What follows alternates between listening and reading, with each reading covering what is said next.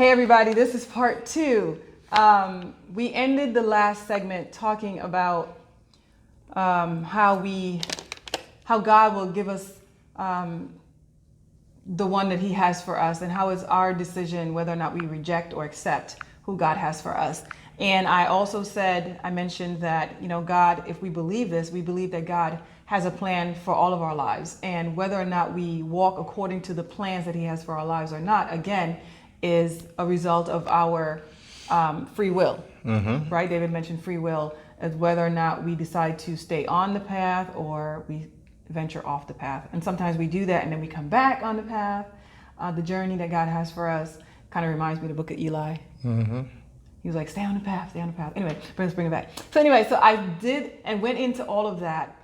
But prior to saying that, we were talking about aggression and how I dealt with it, being in the relationship and being with David in a place where he wasn't dealing with his aggression the way he is now, or had gotten over his aggression to the place to where he is now.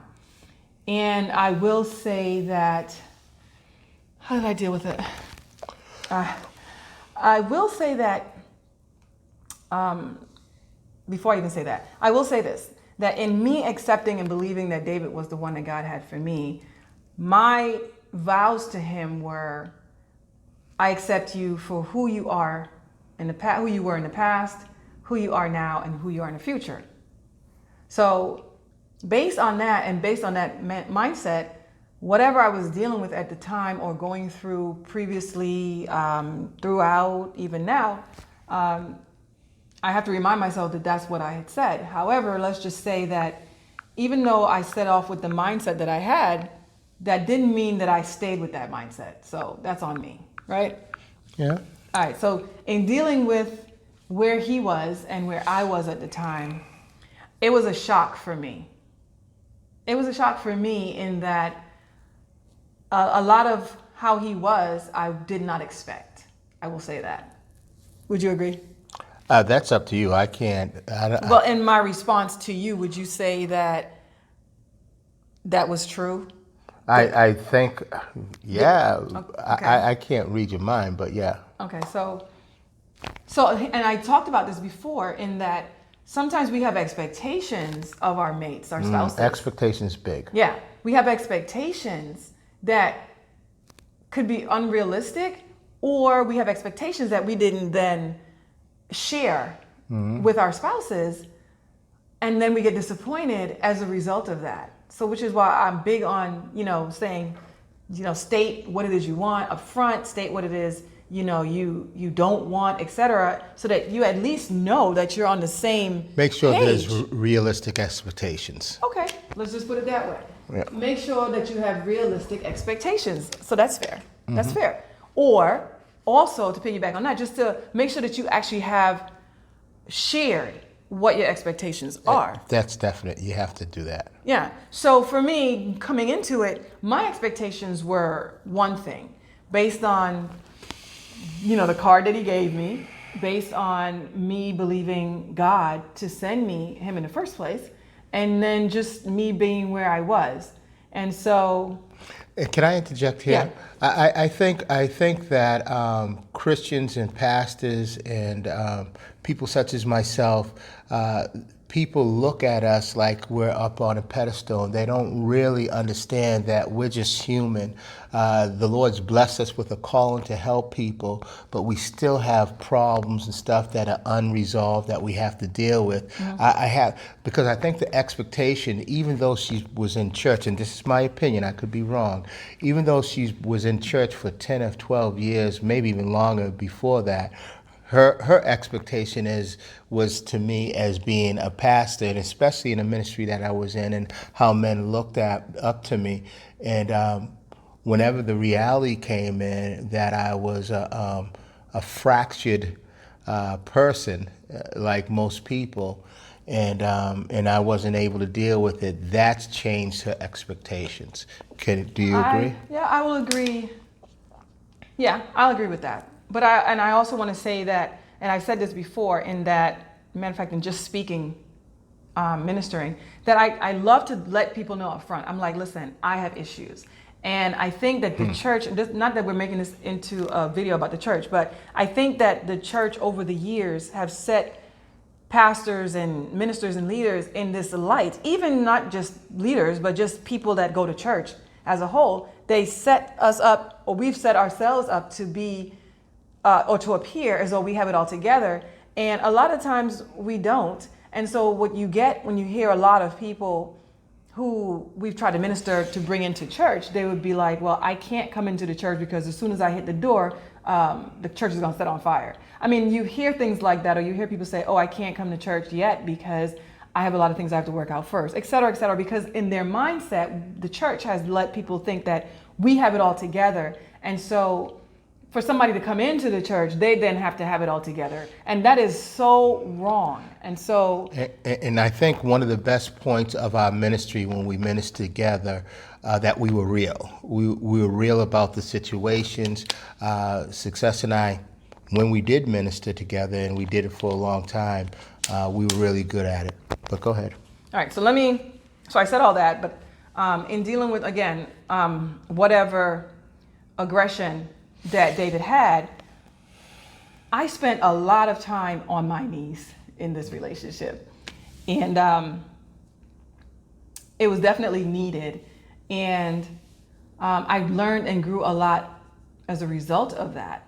But in me having been on my knees as much as I had at the time during the relationship that, when it was where it was, it enabled me to deal with him in the way that he was. And so what I would do is I would pray, and God would either speak to him, or God would give me instructions, or he would show me, okay, this is what he's dealing with, and this is how you need to deal with it. So if anybody out there is dealing with something like that, that's something that we should do in relationships. We should go to the Lord in regards to, okay, well, God, this is who you sent me. And I used to say, well, he ain't acting right now, and I'm gonna need you to talk to him. And sure enough, the Lord would respond. So anyway, so we're going into just a little. Huh? Go ahead. So we're going into why, okay, again, we're doing this video in the first place. People have been asking what has happened. Even, like yesterday, somebody asked me, so whatever happened to you and David, And so again, we were talking in a previous video as to how are we different now as opposed to how we were 2 or 3 years ago. And even though there's a separation between us, we are still learning, would you say? Absolutely. Still learning. I'm still learning even as I'm doing the videos week to week and reading the book that the Lord downloaded to me in our first year. And again, did you want to share anything about the book? Well, the book, I believe that the Lord, as she put it, downloaded the book. I've read the book chapter by chapter, probably 2 or 3 times. I really believe that this book is a strong guide to people that are in relationships, and I would continue to support it regardless of circumstances, situations. It is a blessed book. It's really a good book, and I can't wait till it comes out. So I'll say this, because we've had conversations about the book. I've had hesitation in even bringing the book out. But, the Lord was letting me know that, and I was sharing this with David, the Lord was letting me know that even though we have guidelines, as though we have the Bible is a guideline to us living a life that is pleasing and acceptable unto him, right? So even though we have guidelines, as this book is a guideline to people that are in relationships, even though we have guidelines, we don't always follow the guidelines. And as David mentioned about free will, we have the free will to do what is right or not. We have the free will to do what it says, the Bible, or not. We have just like we have this book, we have the free will to go according to what it says or not. Now, the success of anything, I believe, is when we follow the blueprint of what that thing is. So if we're building a building and an architect made plans and drew up everything specifically about this building, if you don't follow it specifically, then there are going to be issues within this building. Yeah. Okay, so right? And if you don't follow, you have to deal with the consequences. Right. Like when they build buildings too fast and then they end up with floods and then they end up with all these issues within the structure, et cetera, et cetera. So if we then have a guideline, which we were given to the relationship, but we don't follow the guidelines specifically, then there are going to be problems. There's definitely going to be. Which is exactly what happened here, right? We didn't necessarily, because I remember there were times when David was like, I wish we just had a guide. Do you remember that? Yeah, of course I do. And what did I say? We do. And I was like, wait a minute, we do. Because again, like I wrote this back in 2012. We got married in 2011. And what I did in order to write was I implemented, he wasn't too crazy about it, but I said, let's do a Sabbath on Sunday where we didn't watch any TV, didn't deal with any technology, phones, and et cetera, et cetera. It was good, actually. Yeah, and so the only time I did the phone thing is if we had to minister, like somebody called and they actually needed us to minister to them type thing. And so what I would do, I would just sit and I would just let the Lord speak to me and I would just type. I was going to say write, but I don't write. I would just type. And when I was finished, I would let David read. And I was like, wow, this is like... It's really good. And I just have to say this. Even in Success's videos, it's just really touching the surface. She's coming to you guys with a couple of sentences or a paragraph, but if you read that book and pray before you read it, you and your spouse or the person that you're in a relationship with, you will be better off. It's just a fact. Thank you for that plug.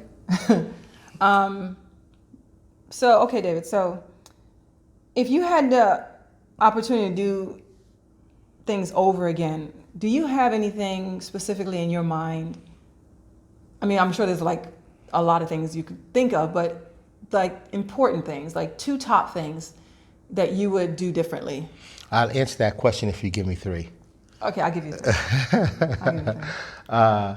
The first thing that I would have done differently is I would have, when Success and I were courting, we said to ourselves that we weren't going to have sex for a year, and we were going to work on our relationship. And after about 7 months, we ended up 9 months.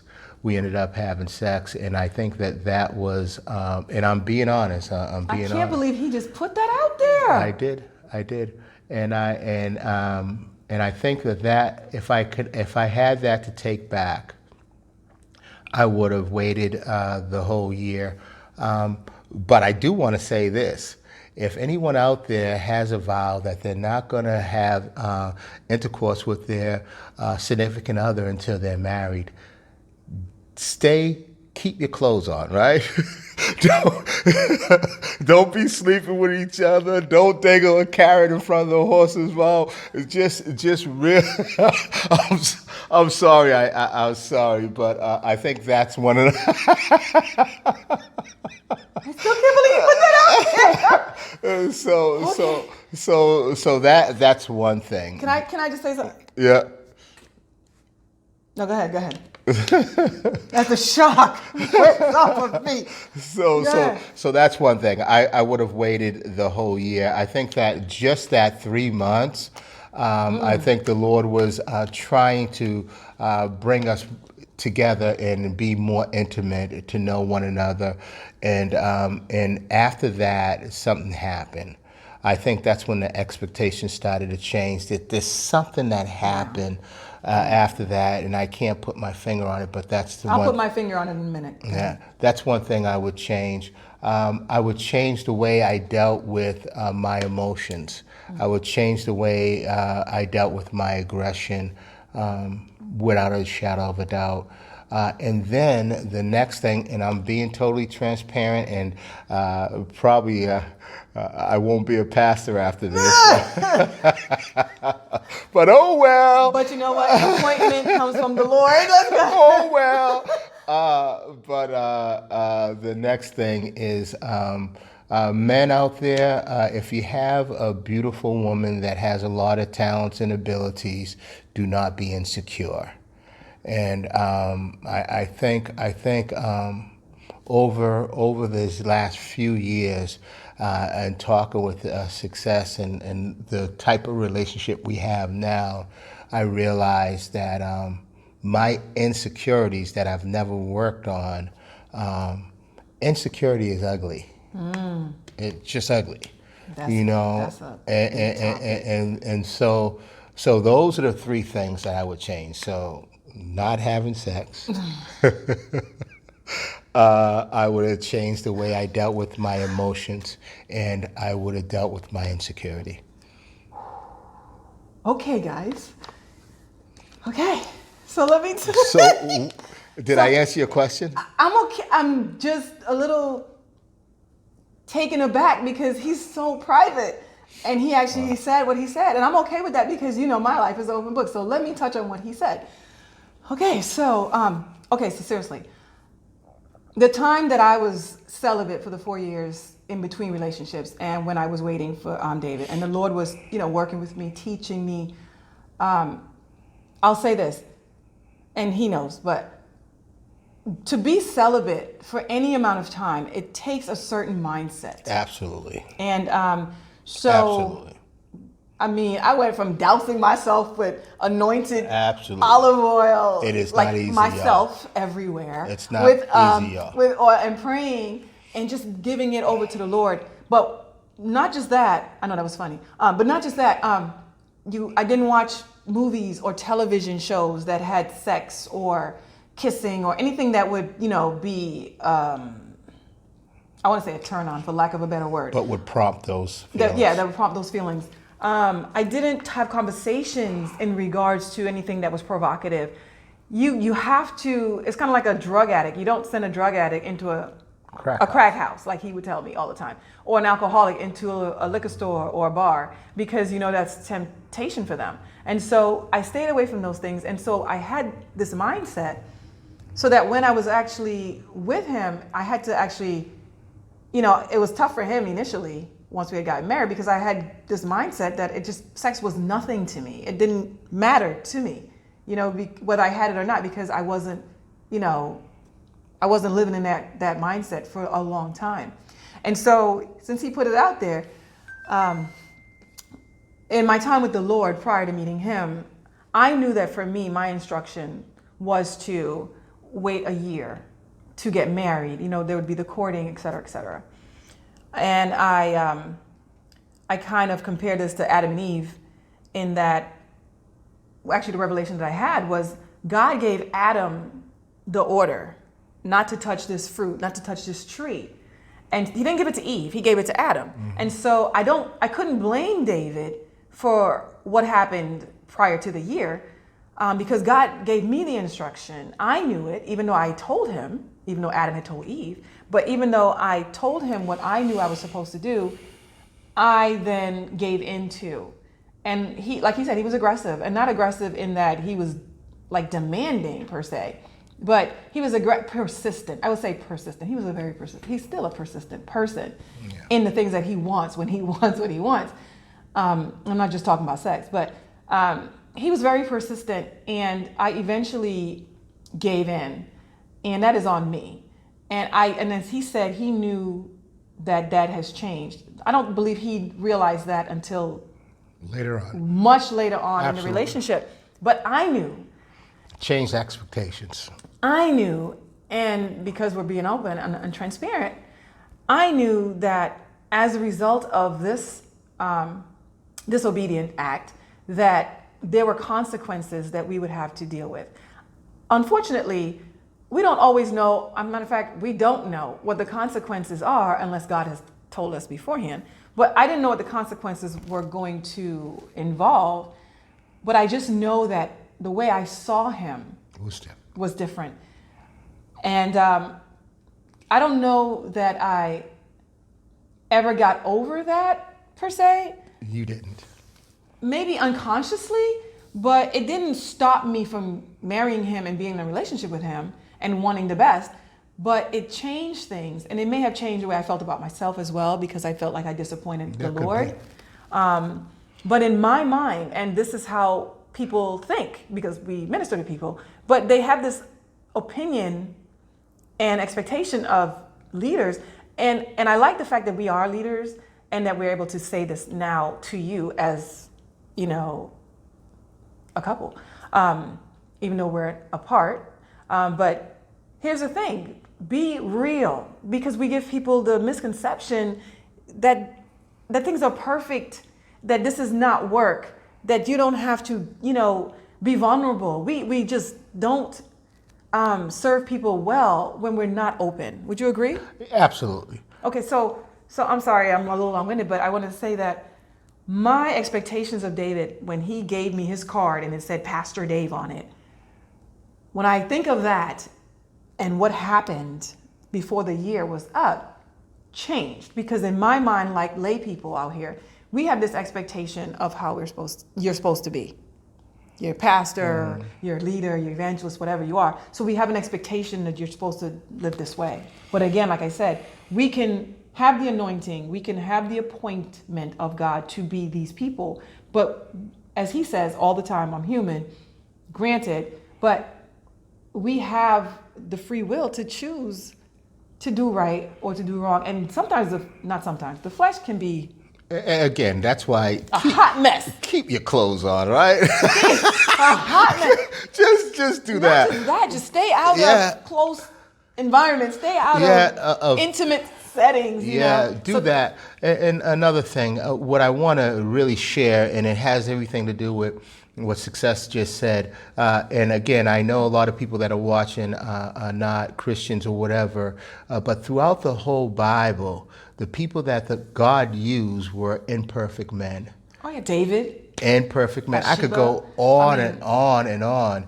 Imperfect people to show his grace and his mercy. And he does have that grace and mercy. So that's why it's easy today for me to be open, because in my imperfection, he's going to be, his grace will show through.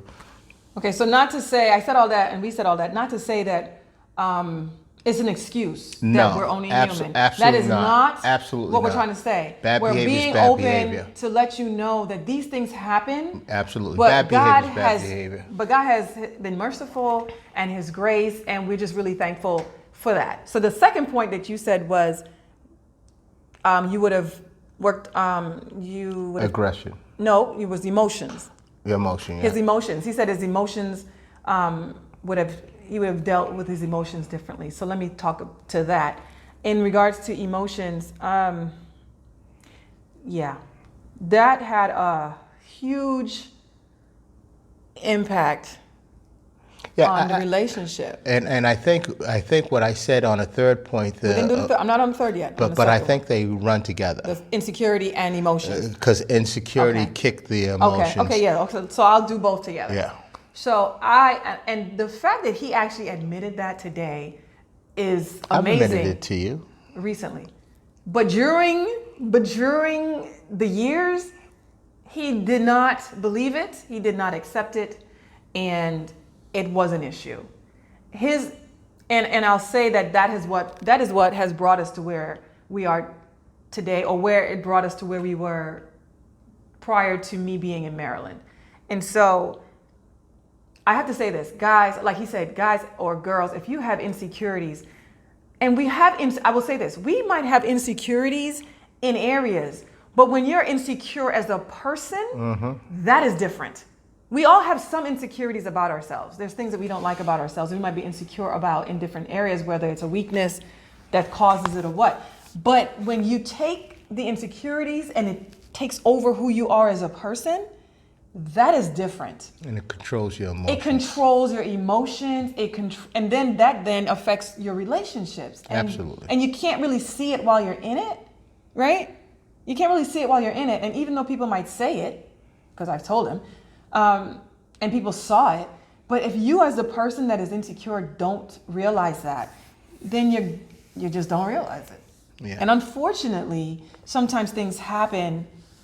Relationships might be doomed or may have failed or whatever. Unfortunately, things like that happen. So let me just say that because people out there, what happened? Just to say that, I'll say this. As a result of David's insecurities at the time, thank God for deliverance, grace, and the whole nine, it put me in a bad place in that he was overprotective. Mind you, there were incidences when he should have been that I didn't see, but he saw it. But the way he addressed it and the way he brought it to my attention was so aggressive in his overprotection that it did not work, and it just rubbed me the wrong way. And it just affected the relationship. Absolutely. I'm going to interject here, and it's a little bunny trail, but I just have it in my heart to say, for men and women out there that are in recovery, and they've been clean and sober for a long time, if you haven't dealt with your underlying causes, you still have the, we used to call it dope fiend behavior, right? Oh, yes. You still have that behavior. Yeah. And just because you're abstinent from drugs, so what I'm trying to say to you is it took me probably losing something precious in order to look at myself and look at my underlying causes, look at the things that drove me. And this is what this video is all about. And this is why I'm being transparent, and look at the things that drove me, these underlying causes, and then deal with them. Not just look at them, but then deal with them. So I'm sorry I went on a little bunny trail. That's good. And because what he said is that I've seen that in just working in the ministries that we were in. And he was helping me to learn how, addicts or former addicts, how they live or what they've been through, et cetera, and the habits that they have. And I saw that for myself in that he was still dealing with, like he said, he was still dealing with some of the residual effects of having been in that life years ago. And so, yeah, it was who he was. And unfortunately, like he said, if you don't deal with it, then you bring that into the relationship. Absolutely. And then that will have a huge impact on how the relationship progresses or not. And a huge impact on the expectations, because we came into this conversation talking about expectations. Yeah. And so. Absolutely. I agree with her. He spent many days telling me, success, you're right. Success, you're right. Success, you're always right. Success, you're right. I would say I was right 90% of the time. But anyway, not to say that I thrive on being right at all. I would always tell him, I would rather you be right than me be right, in that you were doing what was right, as opposed to me saying this is what you should have done, whatever.